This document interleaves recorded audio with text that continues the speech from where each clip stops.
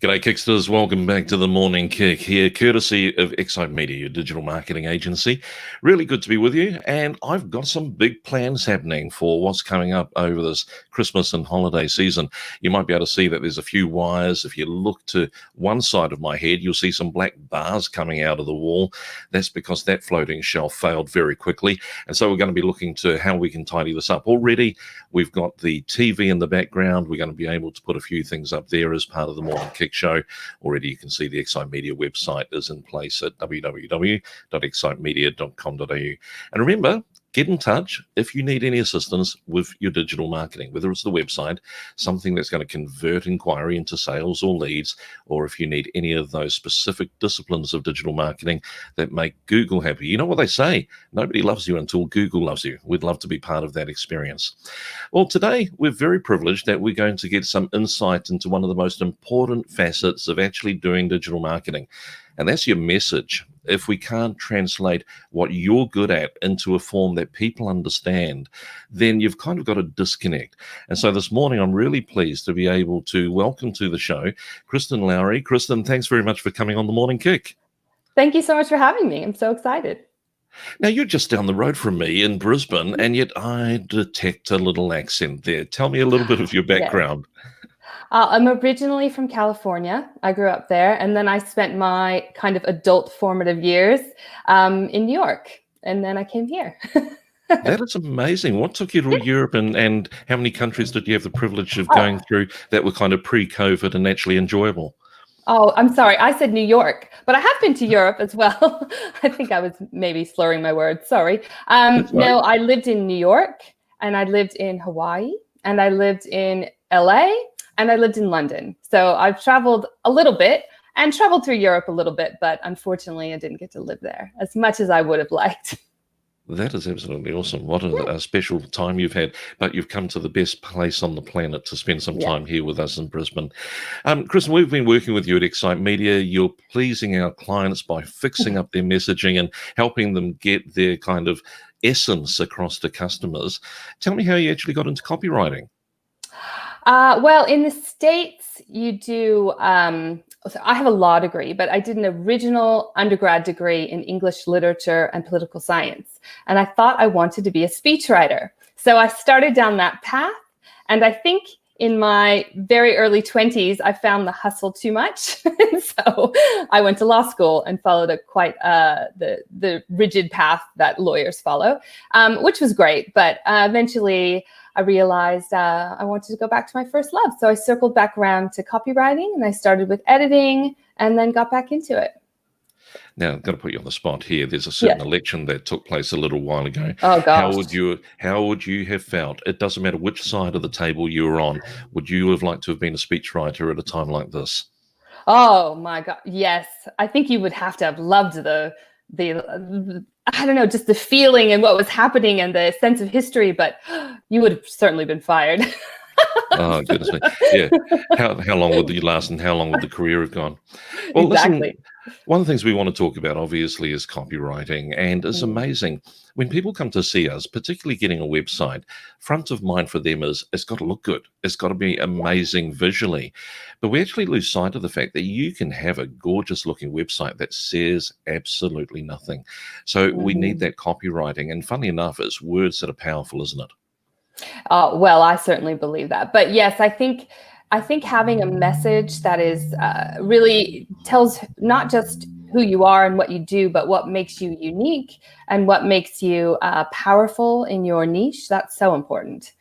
And otherwise, you just blend in with the rest of the people, with your competition and in the industry. You don't stand out. It's a real challenge for a business owner, particularly if you're a small business owner. Marketing's not your forte. You're good at building, or you're good at running a cafe, or you're good at providing professional service. And somebody like a copywriter or a marketer comes to you and says, actually, I need to know what makes you you. Is there a way that you can discover that? Because often we just say, I'm the cheapest, or I'm the most expensive, or I have a payment plan, and that's all about price. What are other ways that we can define who we are?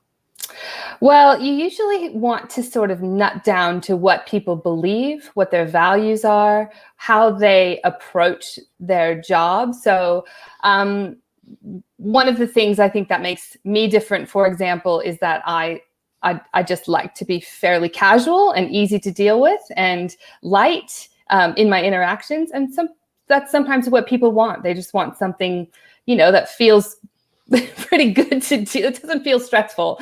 So it can be a very simple thing like that. It could just be how you brand yourself. Can be quite simply, but as long as you have a point of difference, as long as you're expanding on those values, then the people who like that will find you, and that will be your target audience.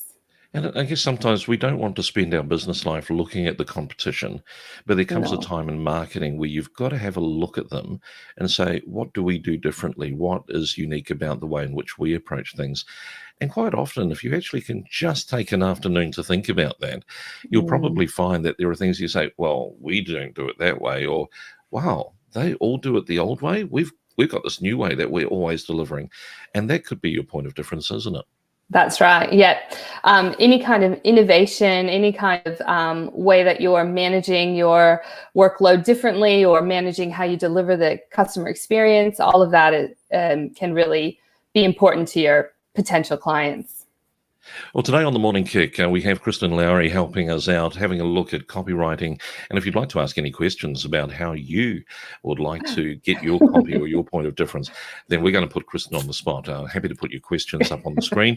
If they're on Facebook, just put them in the comments and we'll be able to pop them up here to have a look at. Kristen, I just want to point people to your website, first of all, so that they know later on how they can actually get hold of you and be able to connect with what you can do for them. So the website at kmlowrey.com, that's Lowrey with an E. Let's put that in there, make sure we get it right. And what can we find at the website? What are some of the resources and things that, as well as obviously your connection, what else is available to people at the website? Well, I have a lot of resources in there about writing your own copy. I really believe that there is a time and place for hiring a copywriter, but that you can do a lot of things yourself, especially when you're in startup mode. And resources are slim. So I have a lot of information about writing your own homepage or writing your own about page and tips and tricks and things that Google like.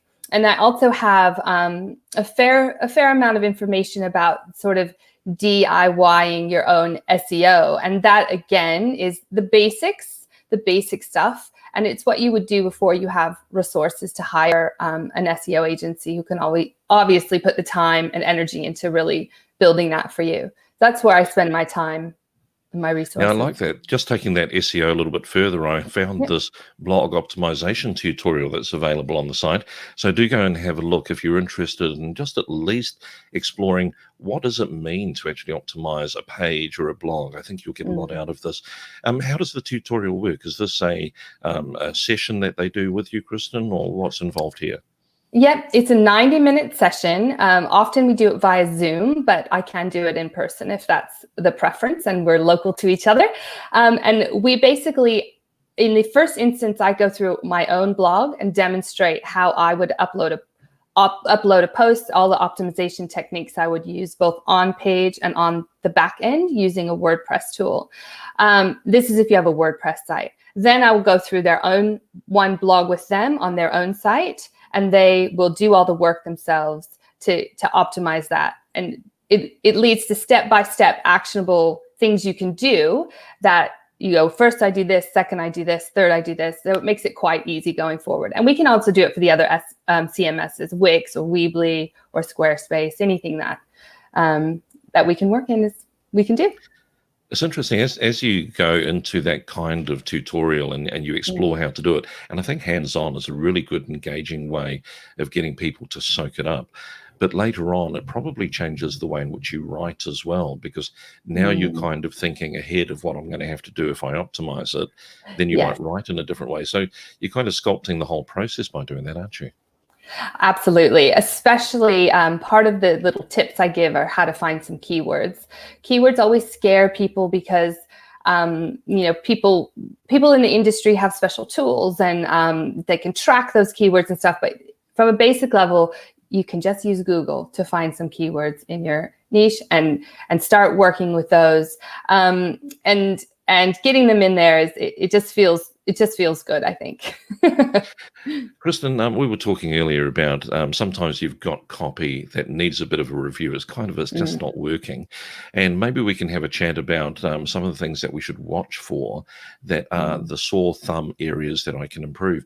And a common story that many business owners have probably would hate to think that they do, but they do, is that they get their website upgraded and they just say, make it look better, and take the old copy from the old website and put it in the new website. Now, you're actually carrying bad messaging forward. So if I was actually to start reviewing the copy of my website, or maybe some copy has been written for me in a brochure, how do I go about that? What do I look for? Well, I think if someone's provided you with copy, or if you're reviewing your own copy, the first thing to look for is too much I language or we language. So when you're, especially on your homepage or landing page, now it's a little different on your about page, but especially on your homepage, the first thing you want to do is talk about what brought the user to your site. What is their problem? What is their pain point? What have they typed into Google to find you? And you need to address that. Now, you won't be able to address everything, but you need to address those main pain points straight away, so they know, okay, great, I'm at the right place. This website is going to solve my problems for me. So that's the first thing I would say on your homepage. And then the second thing I would say, probably to address the about page and all of your language is, in all of your site actually, is not sounding like yourself. Sounding like trying to look maybe too professional. Being professional is great, but sounding like too professional if that's not your brand, or just not sounding like yourself, not using language that sounds like you and will relate to your target audience. I think those are the two biggest mistakes. The third, I'll just jump in. The third thing really quick is using passive language. Don't do that. Use active language. I've got to confess, this is one that trips me up every time. If I am using a grammar checker online or some kind of software, it says, Andrew, you're going passive language. But in all honesty, I still don't understand it. Can you give me a bit of a help in terms of what passive and active? Sure. So active language is just where you have a noun doing something. So Kristen writes copy, rather than the copy was written by Kristen. So that would be the thing that's being done happens first in the sentence. Right. So you always want to have the doer first, and the thing second. Yeah. Superb. Yeah. I may get this right yet. Yeah, you will. Talk to me about writing copy for the web. Is there some guidelines in terms of how much copy I need on a page? How do you assess that? I can imagine a blog's different from a sales page on our website. Yeah. Sure. So on your website, I think to truly optimize it well, you need at least 350 words of copy, which is not a lot per page. You can obviously have a much greater amount, but you need to have that to truly be able to optimize well. And then when it comes to blog posts, it feels like every year there's different research. Right now, people are saying 1,200 words are a good length. A little longer is better. People like that. But I think generally it's acknowledged it probably needs to be at least 500 words, and 800 words is pretty good too. So if you don't feel like writing it really long, you don't have to. There was a time when copywriting involved just stuffing as many keywords into every paragraph, and it became a horrible dictionary to read. It felt like you're in the middle of a thesaurus and you didn't understand a thing. Yeah. Why is it that we're not kind of still stuffing all these keywords into the language? Has there been a change? Yeah, so Google has released a lot of updates to their algorithm about what they think is okay and what they don't. And keyword stuffing is definitely on the outs, and they will actively punish your site if you penalize your site if you have too many keywords. So there's a little sweet spot, depending on the amount of copy, you might need 3. If you have a lot of copy, you might need 9 keywords or keyword synonyms. But they want it to sound good to the user. So you always need to write for the user first, write for the reader first, and write for Google second. Totally agree with you. I've got a little bit of saying that I share with my clients. It's that we have to please the customer first, and then we please the Google gods. Yes. Somewhere along the line, we've got to get that balance right.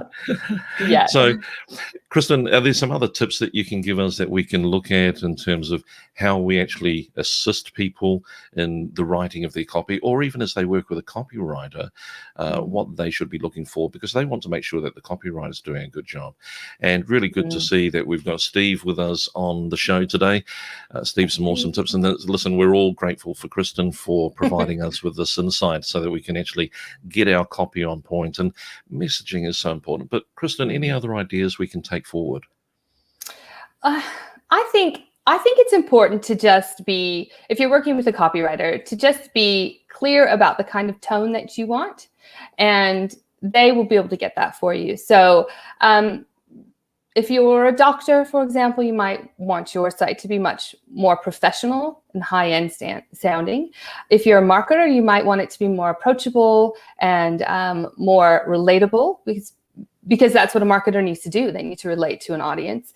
So you really just need to think about who you are, and then get that out in your copy. And that is, I think, is the trickiest part, because people are taught to write for school or for reports, and that tends to be factual, boring, and it might get the message across, but it's doing so without much pizzazz. And in today's world, there's so much out there, and you really need to be able to stand out from that. And I think being yourself is the best way to do that. I like that. And I've heard this word, being conversational. Is there a time and place for conversational language in the way we write? Always. I think it's always best to be more conversational than less. You have to think about who's reading this. And I once worked with a client who said, "Oh, but this is going all to the HR departments of, big corporates." And I was like, "But those are real people sitting behind those desks. They still want to know who you are, and they still want to know your personality, and they still want to work with someone who's great and nice and interesting." And I think the more you can sell yourself in that way, the better it is. Kristen, you've been absolutely wonderful. And if people want to get hold of you, they can go to www.kmlowrey.com to find out more information, and do check out the one-on-one blog optimization course that's made available. Kristen, hopefully we'll have you on again in 2021. Let's look forward to something that's a little bit unprecedented. Let's go for precedented next year. I think that'll be the way to go. I think it's a great idea. Well, that was Kristen Lowrey from KM Lowrey, who's been fantastic in assisting us with getting a real view on what we should be doing with our copywriting. I hope that you took something away from that.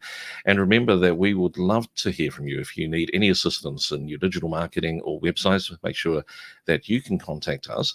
Just nice and easy. You can go to excitemedia.com.au and contact the team. Love to talk to you. Hope that you're going to be planning for having a break over Christmas. We'll see if we can squeeze in a few more episodes before we shut down and have a bit of a holiday. We'll see you then.